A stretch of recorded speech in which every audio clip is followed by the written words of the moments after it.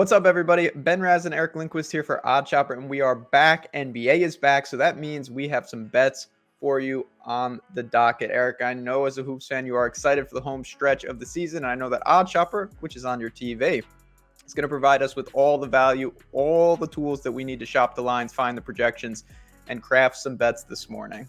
Yeah, it's a beautiful place to start your process. It's a beautiful place to continue your process.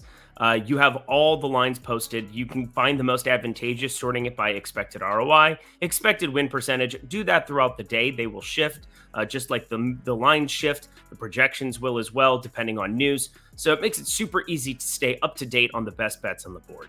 So we got a handful of bets we're about to unveil. I will say quickly, if you're hopping in for the first time, you're checking out the channel, welcome aboard. Hope to have you stick around. If you want to support us, the easiest way to do it, hit the like button. If you want to join the channel, if you want college basketball picks, if you want this NBA video and more, if you want PGA picks throughout the week, subscribe. You join the community, totally free, and you get those picks. You get the power of Odd Chopper. All right, it is time to dive into it. We're going to go one by one. No parlays today. These are all straight bets. I'm going to get things started with, I'm laying some juice here, but to me, I feel as confident as you can be, and it's all about evaluating chance of success against the line. I will lay minus 165 on Klay Thompson, over 2.5 3-pointers made. The first thing I went to Odd Chopper, every other book has moved this either north of minus 200 or they've just moved to 3.5. You can't find this line.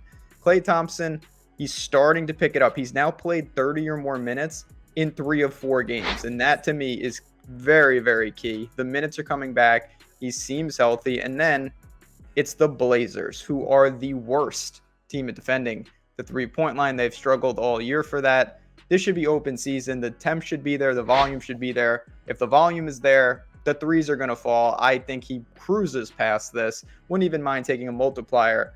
Now on the screen, I've got the Klay Thompson. We've got a couple others, but you mentioned to me before the show that you may have a pick in the Warriors game as well that gels with mine. Talk to me about the game itself.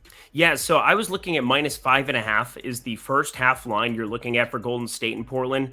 I think something you and I both saw is that they are terrible at defending the 3-point line, and I could just see Steph, Klay, Jordan Poole. You have Gary Payton II now inserted into that starting lineup.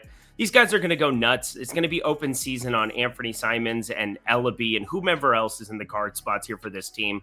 They've got some interesting pieces now. Josh Hart, Justice Winslow. We'll see how that goes, but this Golden State team is just got them overmatched. And so I don't want to be dealing with a -9 running into a late game situation where, Golden State slows down the game. And so for me, sometimes in those situations, I'm willing to take the extra 1.5. Looks like a 9-point spread right now in the game. I'll lay the extra point in that first half, minus 5.5.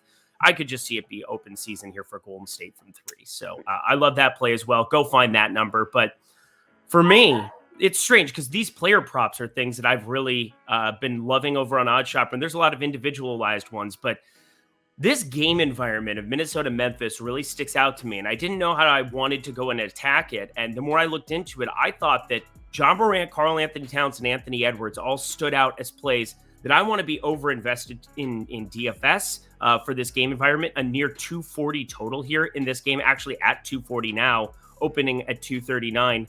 You have John Morant averaging 26.8 points per game. So that's a positive, a little bit over top of that, plus a better game environment. Just no resistance for him whatsoever on the Minnesota side to slow down John Morant. But then Towns averaging 24.4 and Anthony Edwards 21.9. You get up against a Memphis team that's 8th in pace. It's a above average matchup for them. Minnesota themselves 3rd in pace here on the season. I just really like this plus 500 number you're getting for 25 points each. I think it really encapsulates the game environment. And I want to sprinkle the 30 points each for all 3 of them as well. D'Angelo Russell can create some problems here, but he's been really in a facilitator role here for Minnesota of late. Anthony Edwards has been very awful the last 2 games. And so he's really the guy that coming back from the break, I hope can just put his foot on the gas immediately here. But I feel very confident that John Morant is going to get there, and putting Karl-Anthony Towns and Anthony Edwards in this game environment together, getting a really nice number, plus 2,800 on something I don't feel to be that large of an outlier. So yeah, that's you hit that. We're in business. You mentioned the 240 total. You mentioned the pace. These teams, both well over 100 possessions per game. Defense optional, competitive spread. You could see it right on the screen. Just a 2.5 home dog for Minnesota, so the game could easily stay close.